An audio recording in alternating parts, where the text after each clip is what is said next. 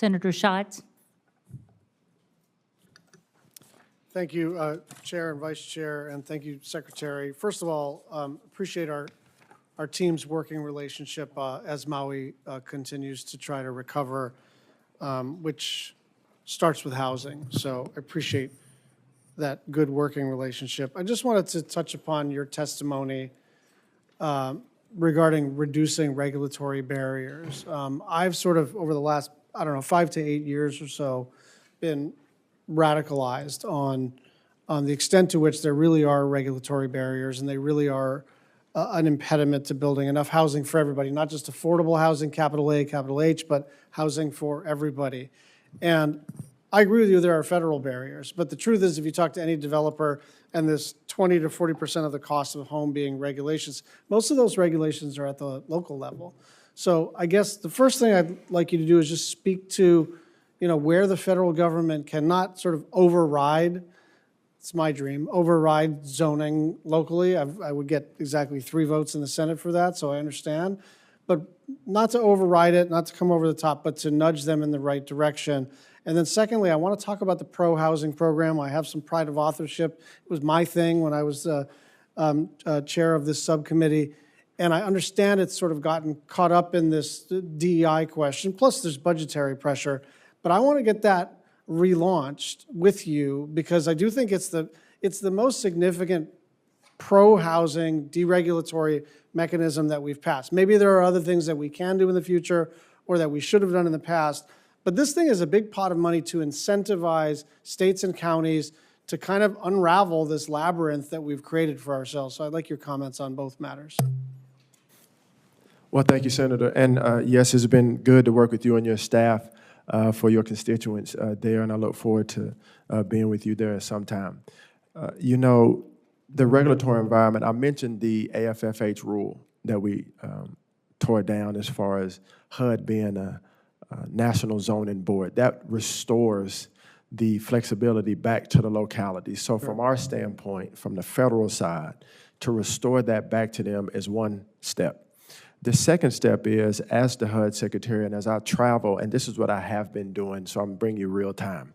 What I have been doing is I travel around the cities and meet with stakeholders, when I meet with local officials, mayors, economic development authorities and things of this people of this nature, is to encourage them to, as we are doing from a federal side, to take inventory of their regulatory environment, to take inventory of their restrictions, what's causing the restrictions in their localities that is keeping people from building, keeping developers from building, and not only identify the problem, but do something about the problem. And so that has proven to seem to be very effective thus far.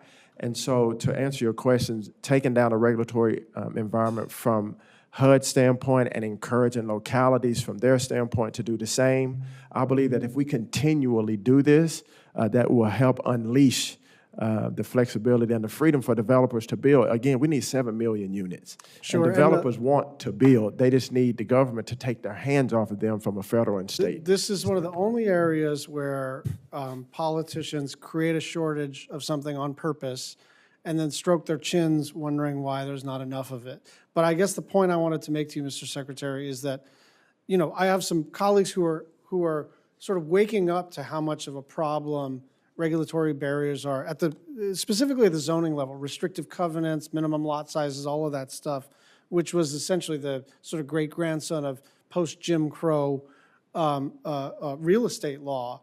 And as they evolve and they think about the policy tools, they basically reinvent the thing that we have annually in the THUD mark for the last, I think it's now 3 years. And so this program induces, it doesn't just provide planning grants, it induces, with a small financial incentive, counties to sort of get off their butts and do the thing. So I just want to keep working on this. And I understand that you and I may have a disagreement about what constitutes woke or DEI or whatever, and there were some racial equity criteria in the grant announcements that I understand Donald Trump is president. He's not going to go for that, and fair enough, you won. But the core of the bill and the core of the program does not hinge on that particular question, and you could restart it sort of in your own vision And I'd be really pleased to see it be restarted because it was always a bipartisan priority. It's a real innovative program. The HUD mark doesn't allow you a lot of flexibility to do cool stuff and innovate. You just kind of have to go, okay, here's our capital expenses for public housing authorities. Here's our, the home program. And they're all so important and so underfunded. You don't get to do a lot of new things. This is an area where we did a new thing and it was really starting to make progress. So I encourage you to look at restarting it as quickly as you can. Thank you, sir. Thank you. Senator Murray. Thank you very much. Chair Hyde-Smith, Senator Gillibrand, good to work with both of you on this committee. Secretary